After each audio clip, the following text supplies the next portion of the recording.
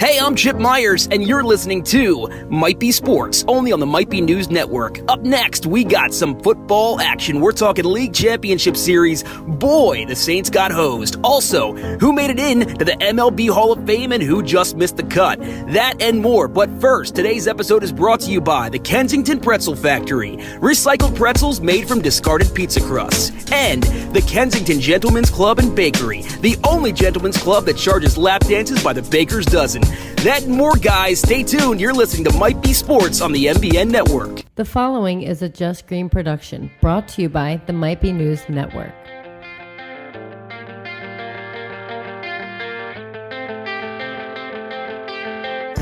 What's up, everybody? It's the week of January 21st, 2019. I'm Taylor Cooper, and this is Might Be Sports. Kevin Reevy, what's up, bud? What's going on? CJ, how you doing? How's it going? I'm doing good. Thanks to Chip Myers for that great intro. Yeah, you know, I need to hire Chip Myers. Incredible. The guy's just got raw talent. I like a good pretzel. It's I can't believe he's hanging out in the Kensington Thrift Club.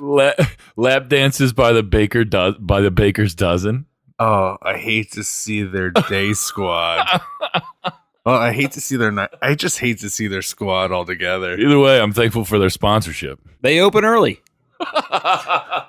Great breakfast menu. Get them while they're hot. All right, so again, Might Be Sports, Might Be News Network. It's all over the place. I wanted to talk, obviously, first thing this episode, I wanted to talk about the Super Bowl. It has been decided is the Rams versus the Patriots. And it was a very crazy weekend. I enjoyed both games a lot. Awesome they were games. both a lot of fun to watch, both really tight, both went to overtime, which I thought was pretty cool. And that's getting lost in the whole mess of what happened. That was the first time in history, right? Or the first time it's ever gone, both games have gone to overtime. Both to overtime, which is incredible. Because neither one of them at one point felt like they were going to go to overtime.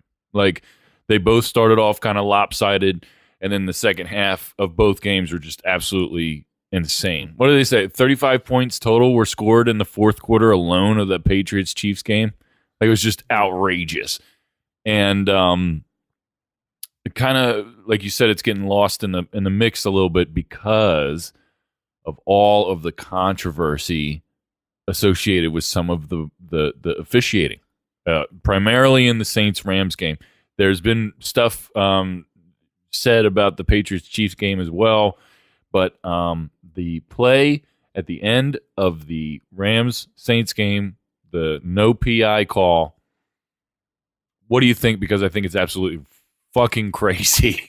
I think it's crazy that they didn't call that. Right? How'd they miss that? Well, I think in real time, you kind of had the expectation it was going to be called, but also I'm watching it, and I'm watching it through the lens of someone rooting for the Rams and a few, of mom's gin and tonics. I was watching it over my mom's place, so of course I'm drinking the gin and tonics. A few gin and tonics in, so real time, it didn't seem that egregious. Yeah. But I mean, a missed call, it happens all the time. Sure. There's so many other things at play. Yeah. There was tons of other missed calls in favor of the Saints throughout the game as well. Sean Payton blew it, and that's getting lost in the whole thing. That first down play where they mentioned on the broadcast, it's a high percentage pass, but it was missed by Drew Brees. And why are you passing on first down? Right. Doesn't really make sense. It's right there. I mean, the stakes weren't as high, but it's right there with why the Seahawks were passing at the goal line of the Super Bowl a few years back. Yeah. So it's a weird situation. Sean Payton got himself into that. Yeah. And, he got screwed, whatever it is. But, let's not get crazy over one call. And now you can challenge pass interference or not. Yeah. Be careful what you wish for. Right. You really want to watch football where pass interference calls are challenged. Yeah. Because you could call it on every play. That would be agonizing. Yeah. If they institute that fully, NFL is going to die. Then I could imagine a scenario where I would stop watching the NFL. Right. There's going to be some weird thing happen. So See, when the NFL admits they're wrong, Yeah. you know something's going to overcorrect. So here's my thing with this. Number one, that play in particular, Sean Payton was correct at the end. You could have gotten him for pass interference. You could have gotten him for helmet to helmet. Those are two major penalties that were very blatant looking at the replay. That being said, as far as repercussions go for this, I think that the guy that was standing right there that didn't see this, didn't call it, needs to either lose his job or go back to, kid football or something. Well, here's why he might not, because I bet just like they were supposedly, quote unquote, instructed during last year's Super Bowl to not call as many penalties, and especially late in games.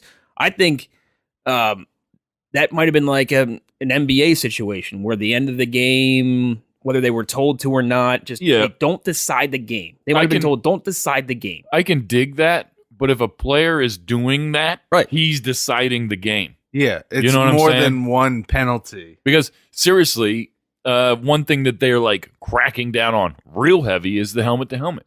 If anything, give him that call, because he smashed him. He smashed him, and the receiver was clearly going for the ball.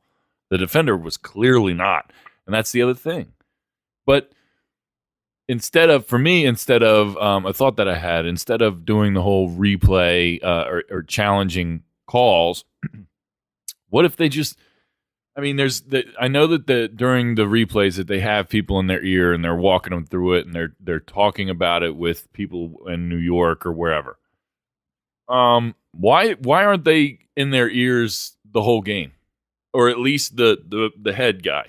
Like, why is there need to be a challenge flag for him to be able to consult with somebody who has a better vantage point and more vantage points than he does, right? I mean, instead of replaying it, just, hey, am I doing this right?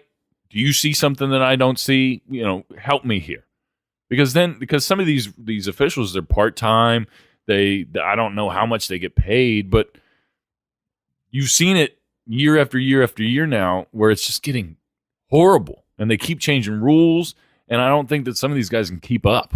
I think it started because when they first brought replay in, they had the whole, they're going under the booth. Like, they made a big thing. This specific referee is going under the hood. He's going to watch this and make the decision by himself. I don't think they wanted the Big Brother effect to have it be like, oh, the NFL is going to decide which way they want this game to go. Right. But the way technology is nowadays and how people can go on Twitter and contact the NFL. They can talk to heads of whatever. Yeah. So I think now there's so much out there. There's so much opportunity for people to contact people that matter that I don't think anybody cares. Like, if the league office makes a decision, they know they're going to have to answer for that decision either way, when that might not have been the case in 2002. Right. So I think now there's no reason to have an official go look at the replay. Just, hey, is the replay going on? Everybody sits, chills. Maybe you show a shot of the league office looking at the replay and show those guys looking at all that. Well, the people on TV, the announcers and shit, when they see something like that, they're like, hey, Mike Tirico or whoever, what do you think about this? What's your call on this? And just like that, that's a flag. Or they know because they can see everything. Yeah. Unlike this one guy who can see one thing wherever he's standing. And it's instantaneous. These I mean, it should just be as simple as he's got a headset like one of the coaches does, where he's talking to somebody up in the booth. Doesn't even have to be New York or that makes somewhere. Sense. Just somebody who has access to this stuff that's also a referee or whatever. I mean, I don't know what tests they have to go through or how they become this job. But he should be licensed by the NFL to do what they're doing. And I think that would alleviate some of the whole I'm just going to challenge every flag that you throw against my team and make these games last 4 hours instead of 3. So if they were to do a pass interference challenge, let's workshop this right now. How would we do it?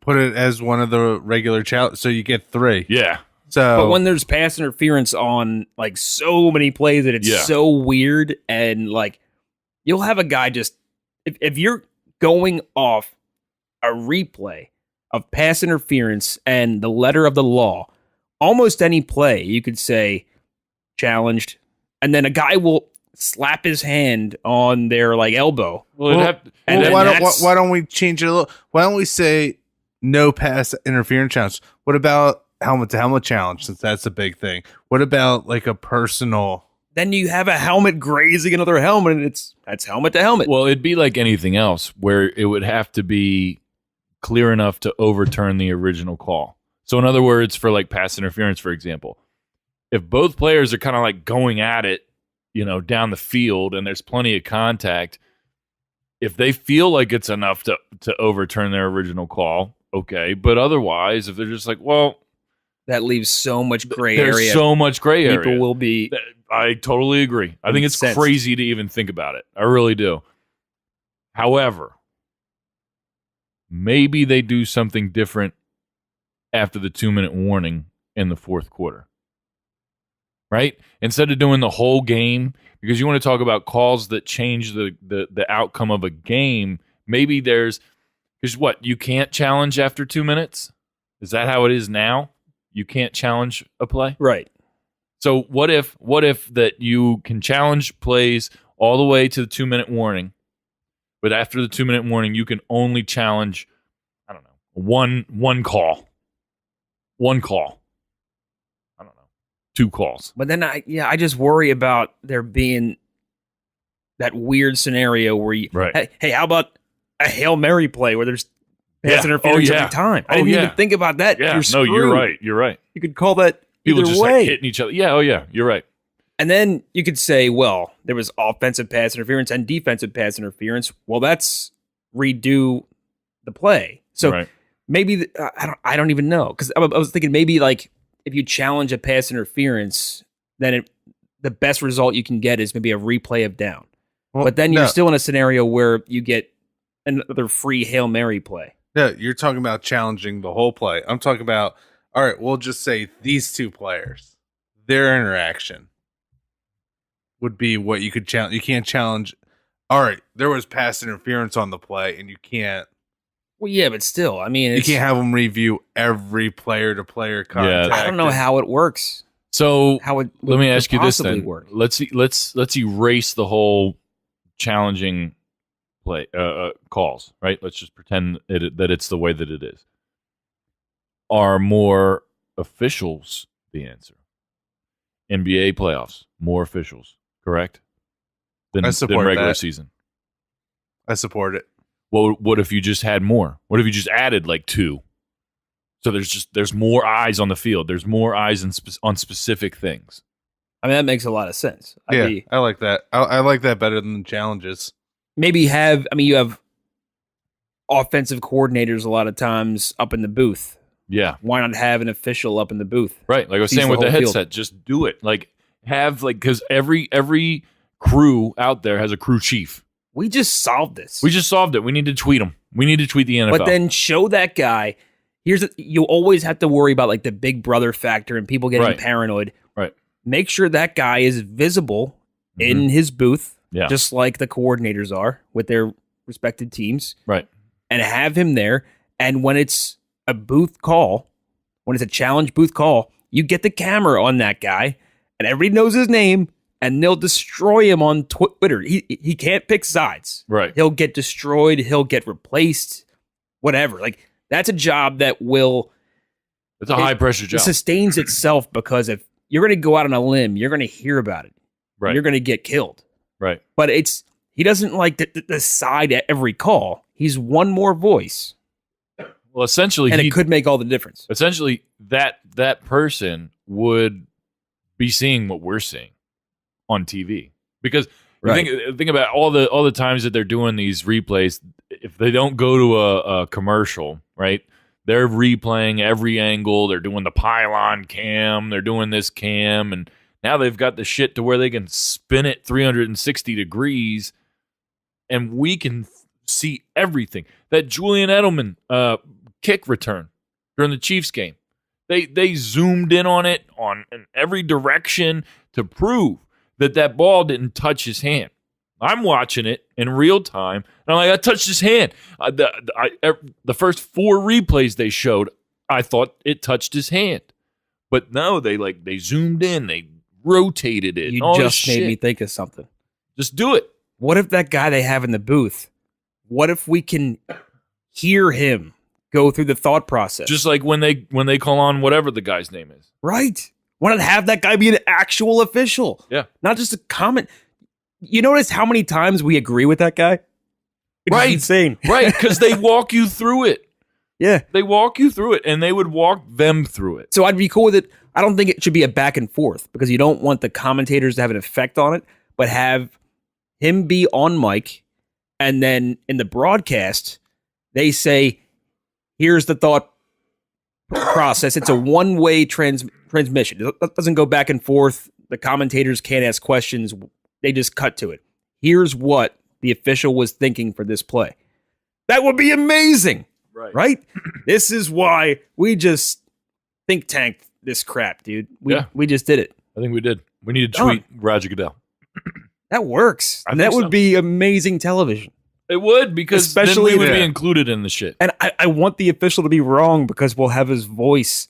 And like, we'll know he meant well. Right. I think, what is he thinking? This guy's an idiot. Well, like he would that official would have all the viewpoints. He'd be able to give the officials on the ground a better perspective on what actually happened.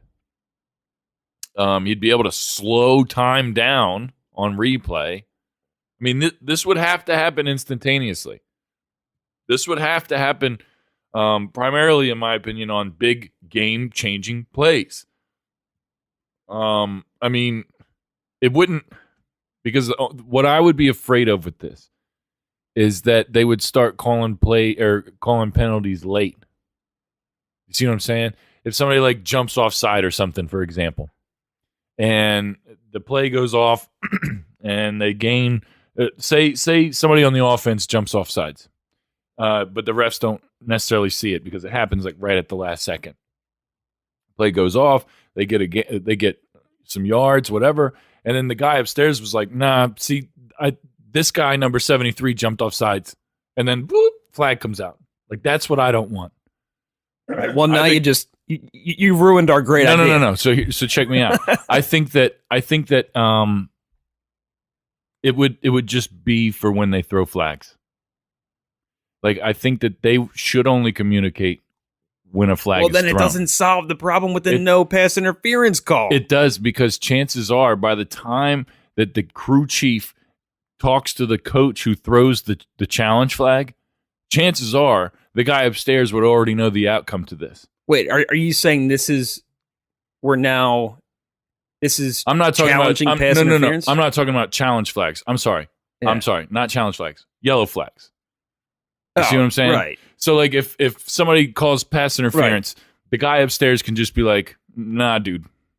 Like, But this I whole don't see thing it. was about the non-call. Right. A yellow flag wasn't thrown. I get that. I want that guy's voice to be part of the conversation. Right. And then if it becomes, he's one of, I don't know how many guys they have now, 4, whatever it is. Let's say he's the 5th guy. He's the 5th voice. He's not the main guy. So in this situation, you have one more voice, a guy sitting up top and says, "Whoa, guys." And he's being recorded saying, "I saw pass interference from my spot. It looks pretty egregious. I don't know about you guys. What did you guys see?" And have that conversation and then record that conversation. And we hear everybody else chime in and say, "Well, I didn't see it. I didn't see it. What did you see? What did you see?" Maybe it comes out after that entire conversation that, "Oh, shoot, you know what? I wasn't in great position. You had the best vantage point. This all makes sense." Like, we're workshopping a solution right now. Right. They're doing the same thing. Oh, for sure. Those guys coming together, figuring it out. And if they don't get it right, you have it on tape. You'd understand why they came to the conclusion they did. Right. And people wouldn't be saying It'd be collusion or more like a transparent. conspiracy, and Right. it would make sense, and we would get it. We might not like it, we'd get it. Right. Well, real quick before we move on to some NBA, Rams Patriots. Not saying to guess the spread because I want to do that next week. But how do you see it going down? Who's going to win? You'd have to say Patriots at this point. I don't have to say Patriots. This is what I'm not going to say. I thought it was going to be. I got like a little bit of a tell from Jared Goff at the end of his game where he hugged. I don't know the guy's name, like Chris something. The guy who was like the sideline reporter for the end of the game. It was an awkward hug. It wasn't supposed to be a hug, but he really congratulated Jared Goff, and Jared Goff's a little bit of a knucklehead. And I think typically you handshake in that scenario, and Jared Goff was like, I wish I knew this guy's name. I should be more prepared. But he said, go celebrate. This is a great moment for you. Cool. And then Jared Goff goes in for this awkward hug. And I'm like, oh yeah, Jared Goff is not prepared for this situation. Right. I mean, the very first situation, like the game just ended, and he already had an awkward hug. I mean, the Super Bowl is everything. It's so many opportunities for like awkward hug moments that end in like interceptions. That you can't be awkward in the Super Bowl. Right. You got to be calm, cool, collected, like Nicky Foles. And I don't think Jared Goff is prepared for this. Tom Brady's like, this is what I do game. this time of year. Yeah. This is vacation. I don't see how they measure up. I think the Patriots are going to win. I want the Rams to win. That's how I see it. I'm rooting for the Rams. Same deal. I don't hate the Patriots like everybody else. Can't stand. But I'm boycotting. You have to, dude. I might not watch. I swear to God, I might not. Oh, don't be that way. I swear to God, I might not. I'm watch. not watching. I'm just. Oh, I'm over why? it. I'm over it, Kevin. It's the last football game of the year. Fucking over it. Let me tell you something. No, you know what? I don't even want to go. I don't want to waste my breath on this shit anymore. I can't stand it. I can't. Oh. Well, the truth is we have to move on to NBA. That's why I don't want to talk about it. The fact that you're right. They're trying to be underdogs after going to their 8th consecutive shit. I can't fucking deal with it. I can't deal. Hate watch it. I might hate watch it. That's probably exactly what I'll do. All right, let's move on. All right, NBA. So we're approaching the All-Star break. It was kind of, you had like a break between All-Star and break, which was like poetic as fuck, dude. That was nice. But I think only I got that. But it was, to me, it was like, that was magic. Have you been watching any basketball recently? Like, have you been into it at all? I know that the football season's like coming to a close and it's been crazy. But we talked before the show that, unfortunately, the Sixers game was being played, I think, at the same time as #AGT. America's Got Talent. And we won't go into that. We went into it big time before the show. We did. I'm not a big fan of talented kids. It was a great game last night. But yes, right, all right. But I hate watch America's Got Talent. I should have watched. Oh, you would have loved it. The Sixers game. Oh, you would have loved it. Embiid, they were all in Harden's face all night last night. It was wonderful. Saturday was kind of tough with the Thunder in town, but that was a tough game. But anyway, well, what do you say about this culture now, where everything has to be, and we're kind of like, maybe we're pointing the fingers at ourselves here, where everything has to be the GOAT. right? We do the GOAT of the week, but I read a serious article on ESPN a few weeks back saying Harden, greatest offensive player of all time. Yeah. Why does it have to be of all? It's clearly not. Will Chamberlain, Michael Jordan, right? Kobe Bryant, even Right. LeBron James, who's playing right now. Fucking Klay Thompson. He made his first 10 threes last night. Right. That's insanity. Insanity. And Harden he's doing some good offensive things, but just because it's right now doesn't mean it's all time. Right. The more you know. I mean, the Greek Freak. Look at what he's doing. That guy is incredible. They're in the first place of the East. Milwaukee. That's outrageous. I'm going to go through the top 8 teams in each conference.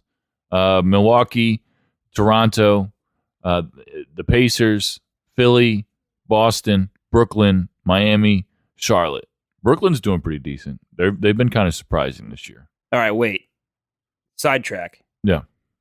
All right, let's say 16-year-old kid. A random 16-year-old American kid. I'm not saying where you pull him from, male or female, and say, who's Milwaukee's best? Are they going to say the beer or the basketball team?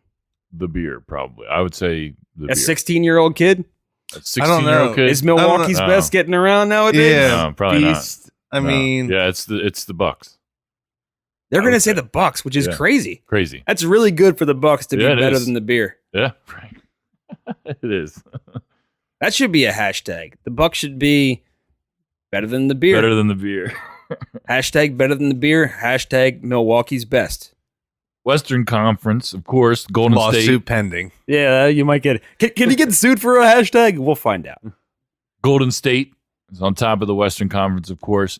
They just got Boogie Cousins back, and he's been throwing temper tantrums on the court for the past 2 games that he's been in.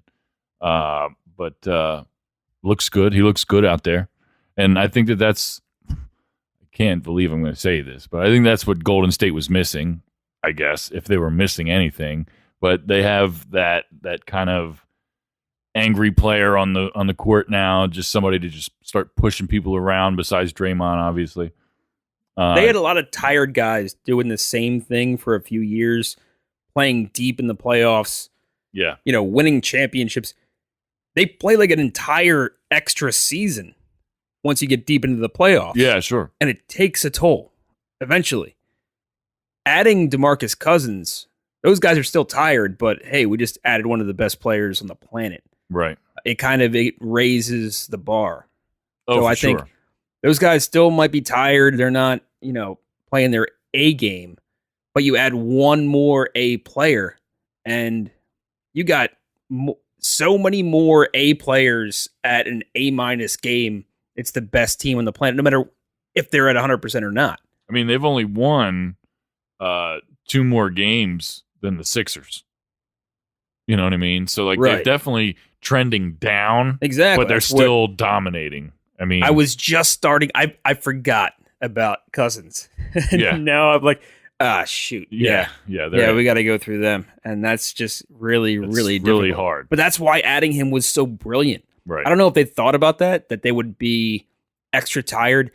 It's hard. It's never been done on this scale Right. where like a team has won to this extent.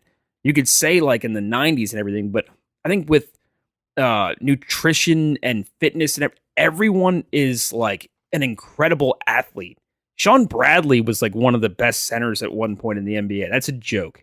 Right Right. now, they're all amazing. And this is the most incredible collection of talent of all these incredible collections of talent in the NBA. It's scary. It's crazy.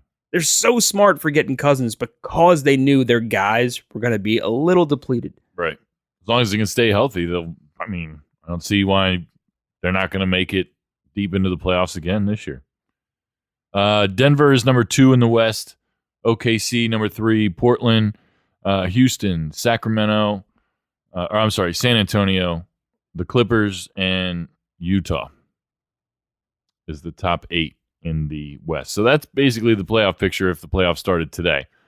As far as the Sixers go, and we're going to take a break here in a second, I've really enjoyed watching them recently. One thing that they are starting to do that we talked about earlier in the season for them is that we wanted to see some of those blowout games. They're having those. They're having blowout leads, but they've been losing them a lot. And that's what I want to see change. They need to get some points off the bench. That's not happening the way that it should be. You get like one good game out of Korkmaz a week, pretty much. Shit, what's the Shamit? Shamit's doing good, but it's hot and cold. But I think that like that's a player that can grow to be something. Yeah, he's a rookie. So Yeah, so I've been really impressed with him. But the bench just needs to do better, and I think once that starts to happen, the Sixers are going to be a force to be reckoned with. and that could be guys they playoffs. add. That's Right. what they did last year. We'll see how that goes now. Right. I heard a rumor. I don't know, but I heard that the Sixers might be in the market for like a Bradley Beal or something before the trade deadline. When is the trade deadline for the NBA? It's after All-Star break, right? I have no idea. I don't remember either. Bradley Beal's a big name. It's a big name. That would cost you some stuff. I don't know. Move like Markelle Fultz and couple other players. I Maybe mean, you may have some heard picks. you heard that rumor. I heard a rumor. Bradley Beal, not a Carson Wentz fan. So that might not be. Talk about segues. Wow. Let's go to break. Yeah, let's go to break. And when we come back, we're going to talk about this article about Carson Wentz. And we're also going to talk about the Major League Baseball Hall of Fame. We'll be right back with more Might Be Sports. Everybody, check out an all-new Novak and Franz exclusively on the Might Be News Network. This week, they have a special guest host, Raikyan. Also, make sure you check out the series premiere of Might Be Tunes. That's right, Might Be Tunes, our all-new live music podcast. First episode, we got the Manipulators live in the pit. It's going to be incredible. Make sure you check it out. Thursday, Novak and Franz. Friday, Might Be Tunes, exclusively on the Might Be News Network.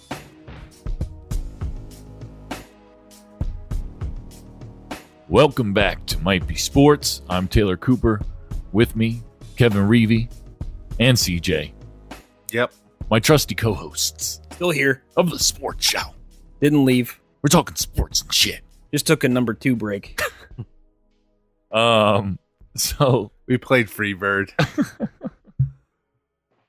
we had this. We started talking. I sprayed the Febreze, okay? I'm not an animal.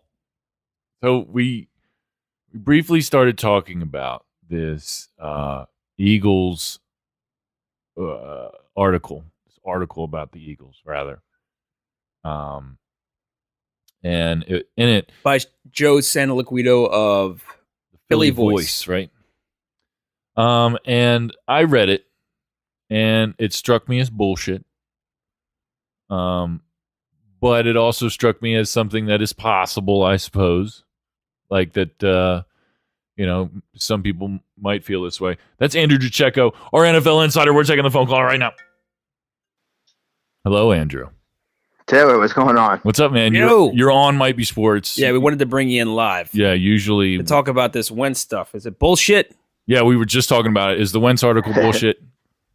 You know, based on the consensus that I've gathered over the last year, I would have to say that a lot of it has to be the guy definitely embellished a lot. Well, let's just say I don't see it. Let's say first, this is Andrew DiCecco, our Eagles insider for Eagles Wire, USA Today. I don't know if we did. We Didn't do the proper intro. All right, the proper intro. Andrew DiCecco from USA Today, Eagles Wire. He is our NFL insider. We've had him on the show many times. First of all, Andrew, thank you so much for being with us. Absolutely. So you get the feeling that this is not the same impression you've gotten. No, this isn't the impression that I got, talking to people over the last year and kind of how they just start beaming. They start beaming when they talk about Carson Wentz. I mean, just going down the list here real quick. Malcolm Jenkins, good teammate, soon to be MVP, 2019, starting QB. Chris Long, I'm a huge number 11 guy. That's as a player, as a teammate, and as a man. Fletcher Cox, Carson Wentz is a great teammate and a great player. We are all behind him 100%. He's our guy. And, even Easton Stick, he succeeded Carson Wentz at North Dakota State. I talked to him after the East-West Shrine game, and I asked him about Carson Wentz, and he said he was a really good teammate and is a good friend of mine. So, I mean, you're getting all these endorsements from all these, different types, different people at all these different stops, and defensive guys and offensive guys. Nate Sudfeld spoke really highly of him. So I mean, you kind of wonder where it's coming from. Right. When I read the story, I was just like, well, he's not naming anybody, and this isn't a political opinion piece. This is football. If somebody's saying this stuff, I mean, they're saying some pretty damning things. So maybe I'm sure that's why they would want to hide their name from it. But I don't know. Just the presentation of it felt weak to me. It felt, I don't want to say fabricated, but like you said, just kind of exaggerated, and I don't buy it. I don't buy it. I think it was someone telling their true feelings. Yeah, and I don't think that I don't usually like to comment on other writers' pieces because I'm sure they're sure. I just don't like to do that. But I mean, I'm sure that they're not making it up. I'm sure some of that is somewhat accurate because I mean that's a lot to kind of just come out of thin air out of left field and just make that up. But I mean, the general consensus that I've got is people they love playing for him. You get a guy like Jason Kelsey that says, I'll go to war any day of the week and twice on Sunday with guys like Carson Wentz. And, guys, you see it. I mean, you see it in their actions. Like they play hard for him. He seems to be a good leader. Yeah, I heard from his backup at the time, who was their starter at North Dakota State last year. He spoke highly of him when I asked him about him. I mean, he seems like a pretty stand-up guy. You see how he presents himself in his press conferences and in his interviews. And I mean, lost on everyone is how he took it upon himself to invite every wide receiver on the team 2 off seasons ago to North Dakota to work on timing and to work on, building that continuity. Right. Does that sound like a selfish? That's what makes it so weird. And how do we reconcile? So this is from the Philly Voice article where it says, this is from Joe. Numerous sources confirmed Wentz was once verbally attacked by a highly respected teammate for not being a quote-unquote team guy. And then the quote says, Carson Wentz's biggest enemy is Carson Wentz. He's had his ass kicked his whole life and sometimes acts like he's won 10 Super Bowls when he hasn't played in, let alone won a playoff game yet. That's so harsh. It sounds like somebody has an axe to grind. But it sounds like it doesn't sound like a guy on special teams. It sounds like it doesn't. A big name guy. I do think somebody said something. I mean, like that, but look, there's 53 guys on a team. For anyone to think that all 53 guys on every team in the NFL is going to like one another, that's just not very realistic. Right. But I mean, that definitely is coming from someone. Could be. It sounds to me like it could be an offensive player. I have my ideas on who that might be, but I mean, I don't want to throw names out there. Right. But I mean, go for it, man. Throw names out there. Who do you think? No, I don't want to say any names, but I mean, you could do process of elimination. Someone who might not be back next year, who their contract's expiring. Somebody like if you read some of the gripes in that article, you can kind of narrow it down. Right, and isn't that like you start to think? Couldn't you have this same article about every quarterback in the NFL? Maybe you absolutely could. Yeah, for sure. Like Garrett Blunt may have had a bad thing to say about Tom Brady after the way he exited. There's plenty of guys, and that's the greatest quarterback of all time. I mean, there's plenty of guys that had an unceremonious exit from a team that have gripes when it's all said and done. There could be a situation. Look at Aaron Rodgers, man. Look at Aaron Rodgers. Did you hear their coach Winston Moss after he got fired? He took to Twitter and said something about Aaron Rodgers needs to be accountable. I mean, and that's a great point. You start to hear these things, as players just get tired and coaches just get tired of the same old thing, and they just start voicing their opinions, and stuff just starts to leak out of nowhere, and you're like, oh wow, like this stuff's been kind of festering for a number of years. Like Ben Roethlisberger is another one. He routinely threw guys under the bus this year. That's a great example. When you put it in that context, this is just more like this is business as usual. This was just an article that was maybe irresponsibly written to make it seem like this is not business as usual, when it kind of is. It's already happened at least once. Ben Roethlisberger, great example. That happened during this season this year. You mentioned Aaron Rodgers. Those are two of the best quarterbacks of the past 10 years. Yeah. and you can, and like we said, that those stories have come out this year on those guys when, they're kind of perceived to be, they do no wrong. But now you start to hear things come out because they weren't winning. When you don't win and when you're going through growing pains, these things start to come out. You didn't hear any of this stuff come out last year when they were on a roll. You hear it at the timing of the article was just odd. It was, kind of like the week after the season ends, Foles might be moving on, and then this article comes out, and you kind of just, the whole thing is kind of strange to me. First thing I want to say is I want to commend you on your integrity as a journalist, not to comment in a negative way on this guy's article. Thank you. Second thing I want to say is that one thing that I think is getting lost in this whole mix is the possibility of Carson Wentz. I mean, can you imagine having a MVP, clear-cut MVP caliber season, getting hurt, and your backup coming in and becoming the Super Bowl MVP and probably the most beloved person with a statue in front of the stadium? Can you imagine the pressure that has to have and the frustration that comes with having a slow start when you come back and being, 6-5 this year? 5 and 6. Yeah, 5 and 6. So, I mean, sure, if he acted erratic or had any emotional outburst, I'm sure I would have. I mean, I'm sure I would have been kind of a dickhead. Like, yeah, my fucking backup has a Super Bowl trophy, or, picture it like this, right? Like you're a manager at a big corporation, a big company, and you do well for an extended period of time, and then you need to miss work for whatever reason, and your assistant steps in and does a phenomenal job through a tough time, and comes, and then you come back to work. Todd, what's that? Todd stinks. Why is Todd getting the bonus? I deserve the bonus, not Todd. But I mean, like, I would be, right. you would be in the normal. It's human to be mad about something like that. Sure. Yep. So, and then like I turned on WIP yesterday and I hear, the evening show, and they're saying, were the Eagles wrong for re-signing Nick Foles? And the guy was like, and I say yes. And I'm listening to this, man. I'm getting mad for a number of reasons. One, the Eagles aren't taking in Carson Wentz's feelings into account when they make their decision. They're about winning football games. And at the time, the guy had just won the Super Bowl. Carson Wentz was still going through the rehab process, and the Eagles want to win games because they had a small window to try and repeat. So that's what they were trying to do. They wanted Foles to, take 2, 3, 4 games and try and get off to a 3-1 start, 4-0 start. And, if your franchise quarterback is going to get in his feelings about another player like that, then what is he going to do with the magnitude of a playoff game? Right. And I think history shines pretty favorably on them re-signing Foles.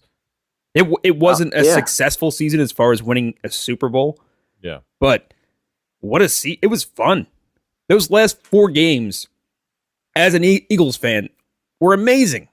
Dude, I love Nick Foles, man. That guy wins. Wow. The guy wins, and the team just seems to just admire just everything that like Nick stands for, and kind of his command in the huddle, and how he gets everybody involved, and how he's just like a selfless player for whatever reason. Like his personality is more adaptable to your average player. Yeah, I totally agree with that. I also, in closing, before we let you go, Andrew, I think that Carson Wentz is going to have a phenomenal season next year. I've said it before. I think that with a full offseason, full camp, all of those things, I think it's really going to help him. I think it's really going to help everybody that maybe he won't have a favorite receiver next year in Zach Ertz. Maybe Zach Ertz won't break his own record next year for most receptions by a tight end. I don't know, but I really have a good feeling about it going forward. I think that this is just kind of a rough spot, I guess, if you want to call it that. Would you agree with that, you think? Oh yeah, man, and I agree. Like I just want this story got a lot more attention than it probably should have gotten. Yeah. He kind of just wanted to just go away and just let Carson, he's going to have a full off season this year, like that he didn't have last year, so he can get those guys to North Dakota. He can get that timing back and having a full off season, get back to the player that he was in 2017. And last off season he spent the whole off season rehabbing, and he wasn't able to get that extra work in. So I agree with you. I think he's going to have a great year. Thank you so much, Andrew, for being with us tonight. We really appreciate it, man. You got it, man. Anytime. We love coming on. Have a great night, Andrew. Thanks. You too. I think that this article wouldn't have gotten as much attention if Nick Foles didn't win the Super Bowl the year before. Right? If Nick Foles would have went into the playoffs and lost in the first round to Atlanta, this would have been, who cares? No, I think that had nothing to do with it. I think it's the fact that Carson went out and Nick Foles came in, and as much as people would hate to say it, he took the same team and pushed them harder and got better results than Carson was doing. Right. And now, way more than ever before, people were actually entertaining the idea. I think if Foles won one more game, we'd be kind of close to maybe we trade Carson. Maybe they trade Carson Wentz, and you're getting 2 first-round picks, most likely for the guy. You're not getting that for Foles.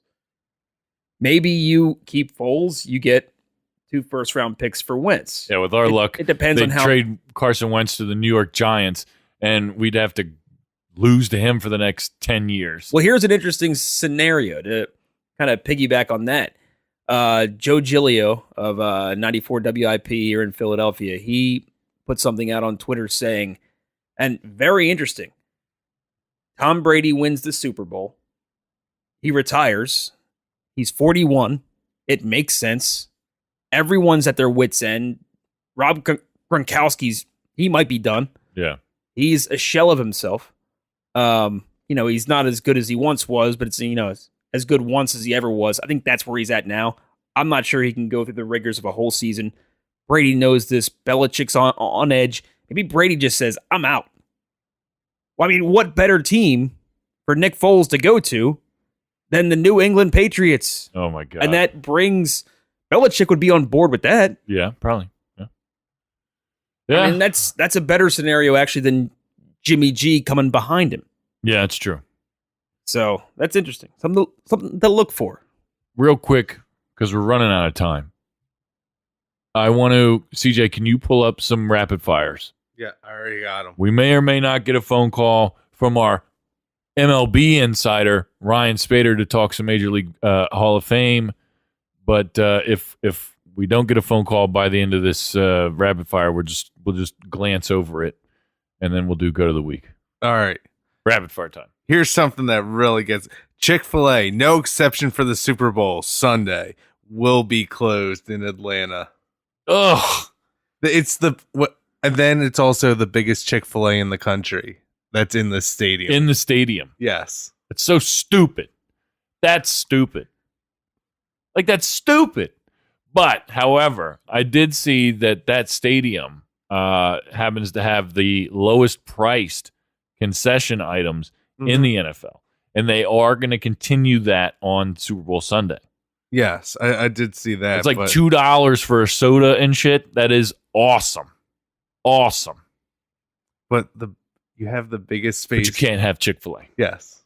No on Sunday. It's pretty funny. I mean, you know what? Good for Chick-fil-A for sticking by their guns. I take it back. Good for them. All right. CVS smokes plans for weed ad during Super Bowl. Who? CVS. They did what? There wanted to be a marijuana PSA during the Super Bowl that CVS shot down. A good one or a bad one? Pro marijuana? Well, Yes. yeah, Well, that obviously. sucks.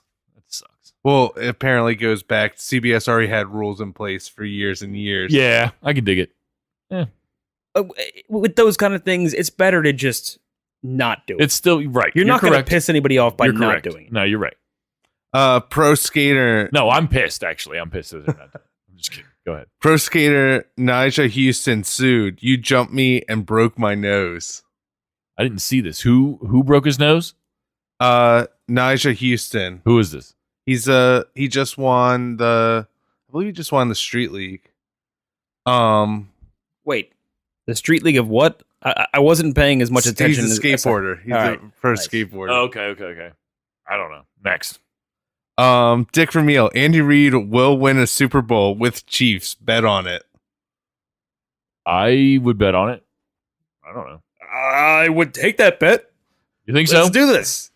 You just said that the Patriots are on their last leg, which they have to be. Yeah. They have to be.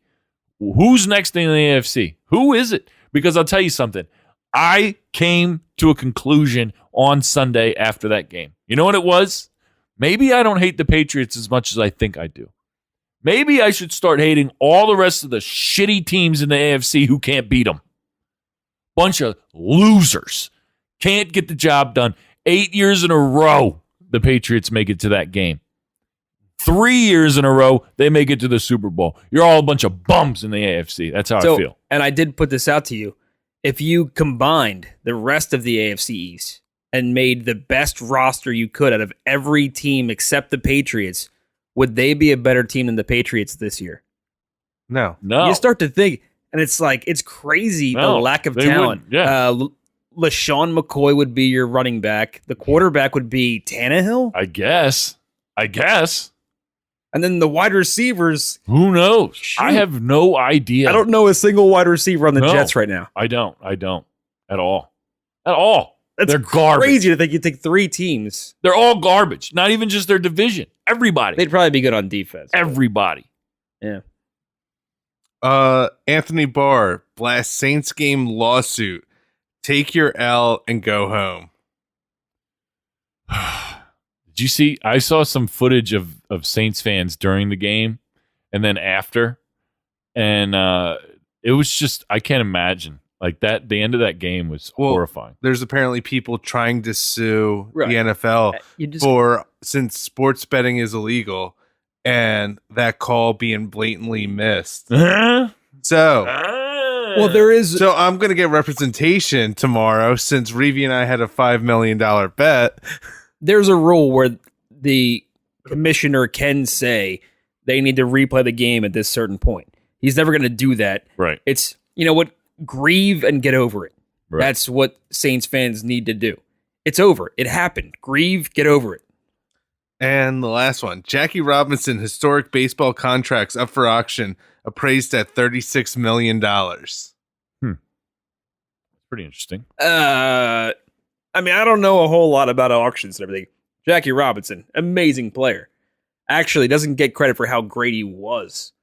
If he would have started in the major leagues when he had the chance, when he should have had the chance, holy crap, this guy. He was the best of all worlds. Yeah. He was Ricky Henderson with an incredible, like with so much more talent with the bat. But that's too much money. There's just no way. $36 million. Who's setting this? Who's paying that? That's what it's appraised for.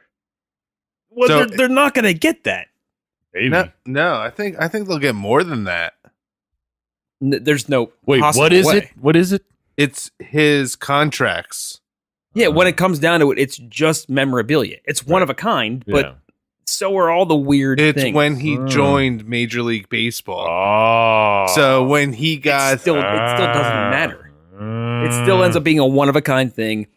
One person's going to bid against somebody else. They're not going to give up 30. I don't care how much money you have. $36 million is a lot of money. All right, we and need they're going to to think Jackie Robinson contract or When is this New auction? jet. When is the auction? it didn't say when the auction was. We need to find out because we need to guess the spread right now. I think it's going to go for $38 million. I love this idea. You know what? $38 million. Let me see if I Google would- will let me know. All I got to when the do is auction Price is Right you right now and go 37 and a half. I'm not even going to do that. I'm going. What was you said for 34? I'm going to say it sells for 17. I'm doing half. Okay. All right. We have to remember this is episode 19 and we're going to do that. We're going to figure this out. All right. Moving on because we're almost out of time. Is the final list of all the Baseball Hall of Famers out yet? I know Yes. it's happening as we're speaking. It is done. It's all done. We were hoping to get Ryan Spader on, but he was on. He's our MLB insider. He was on the MLB Network talking about this. Yeah, and earlier today, he had the quasi-famous, players vote. The players don't really get to vote on the Hall of Fame, not at all. And he decided to reach out to certain players to get their point of view and kind of create his own group of, players' ballots. It was very interesting how it coincided with who the writers picked. So he was on MLB Network talking about that earlier today, but currently he's at a Washington Capitals game, and he's telling me it's towards the end of the game and it's loud. Yeah, no, and it's all good. We'll get him on. I was thinking to myself, that still sounds amazing to talk baseball. Yeah. During the end of a Capitals game. That could be really good pod. But we'll get him back on. Yeah, so all right. So we got in the Baseball Hall of Fame, we got Roy Halladay, Edgar Martinez, who am I forgetting? Sorry, I'm drinking PBRs here. That makes me forget names. Mike Mussina, and of course, the first ever unanimously voted. Unanimous chosen. Yeah. Why can't I think of his name? Mariano Rivera, the Sandman. We're idiots. I mean, 100%. I think that's the way things are going now, because I did read one writer's ballot now that they all pretty much like do an explanation. And it was Christina Carl for ESPN, I think. I'm not sure who else she writes for. I forget. She's a big name in baseball circles, but she explained she didn't want to vote for Mariano Rivera because he's in, and she only gets 10 votes. Right. She wants to vote. She would vote in like 15 if she could. There's that many qualified candidates, but she didn't want the backlash of like, why'd you leave Mariano Rivera off your list? And you know what? She was right. Right. If she was the only one, she would get so much crap for Yeah. being the only one to stop him. But it is weird, and that's where it's going with social media being the way it is, where you can reach out to Twitter. We talked about this before. You can reach out and really kill someone for their opinion on these things, where you couldn't do that 20 years ago. And now it's 100% votes might be the norm here on out. Yeah. I mean, Derek Jeter, when he gets in, that's got to be 100%. Yeah. Right. I would. Yeah. If Mariano Rivera already set He set the bar. Yeah. I don't know. Didn't Jeter steroids or something? No, There's something. I don't think so. No, you just hate the Yankees. Well, which that's is also- understandable. yeah, I mean, but- you know. Well, we'll get Ryan Alex Spader Rodriguez on. you're thinking of. We'll get Ryan Spader on in the next one of these episodes. And We'll get him next week. But We'll find out how the players vote went. Capitals game was. Yeah, I want to know about that too. Big Flyers fan, and he's schmoozing it up with a bunch of Caps fans. Not happy with him. So, GOAT of the week, the greatest of all time of the week. What do you got this week, Kevin Reevy? I mean, I got to go with Roy Halladay. Yeah. And Edgar Martinez. So I got a co-goat. Co-goat. Hashtag co-goat. Wow. I mean, Roy Halladay, you say the same things over and over and over again. I don't want to gush over the guy. It's been said. It's been done. But what you should remember is that this guy had an ERA over 10. And that really only happens when you pitch like one or two games. He tried for a long time early in his career at an ERA over 10 one season. They sent him down. And he was a huge disappointment. I remember I was a mega fan as a kid. And I remember Roy Halladay coming up. This is a big prospect for the Blue Jays. Right. And just stunk up the joint. He comes back and dominates. Yeah. That doesn't happen. I don't think it happens in today's game. You bring up a guy that fails that spectacularly. He doesn't come back. He doesn't have the opportunity to. So hats off to him, what he was able to do with his career. And I really wondered, with only 205 wins, whatever it was, if he would be able to do this with his career. And he pulled it off. And Edgar Martinez, the guy's amazing. I put a tweet out earlier saying over a 7-year period, he had an OPS of 1.020. And Harmon Killebrew, Harmon Kilber, one of the greatest players to ever play, played 22 years in the MLB, never had a single season with an OPS over 1.012. Not a single season. Edgar Martinez averaged more than that over a 7-year period. And we're wondering whether Edgar deserves to get in? That's ridiculous. Right. He should have been in years ago. So Edgar deserves it. It's long overdue. Good for him. One of the greatest hitters to ever play. And it was, for some reason, if he didn't get in on this ballot, he was off the ballot. Right. That's outrageous. Right. So good for him. Good for Roy. It's going to be awesome. Yeah. My go to the week is Joel Embiid of the 76ers. I think that last night as in right now when we're recording, Monday night's game against the Rockets, his lockdown of Harden was a lot of fun to watch. He had this incredible block towards the end of the first half, and then after that, it was a total stare down. They got in his head terrible and held him to only 37 points. Joel Embiid's been going off all season. And recently, Brett Brown, coach of the 76ers, was quoted as saying that he isn't nearly as involved in the conversations for the MVP as he should be. And I 100% agree. He's putting up 30-plus points every other night at this point. He's just killing people. Well, to play devil's advocate on that, there was a period in there when, Jimmy Butler was just coming in, and Embiid was pretty vocal about not really fitting in, and his stats reflected that. So I think his MVP numbers kind of went down when Butler came in. Right. So that kind of plays into that as well. It definitely looks like he's getting more comfortable with his new role in the offense. I think that they have worked something out to where he's more involved the way that he wants to be involved.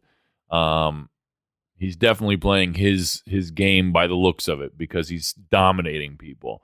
You could even see that he was getting in Russell Westbrook's head over the weekend, and that was fun to watch, even though it came down to the end and they lost. But they asked Russ, "Are you and Embiid cool?" And he said, "Exactly." Fuck no. So, and I love that. I love it too. He's in their head. Yeah, it's great. So that's my go to the week. So we're out of time. Great job this week, guys. And again, special shout out to Andrew DiCecco, our NFL insider from USA Today, the Eagles Wire, and for his input on that Carson Wentz article. Very interesting stuff. Make sure that you check out all the other episodes on the Might Be News Network this week. We got Novak and Franz Thursday, followed by a series premiere of Might Be Tunes on Friday with the Manipulators live in the pit. It is awesome. It's already recorded. I'm telling you right now, you're not going to want to miss it. You're not going to want to miss it. I'm not going to miss it. It's also it's going to be on YouTube as well. So stay tuned for details. Shit's going to be crazy. I'm telling you right now. This is going to be huge. Huge. Huge. All right, guys. Great show this week. Kevin Reevy, I'll see you next week. Love you. DJ, wonderful job. Peace out, Girl Scouts. See you guys.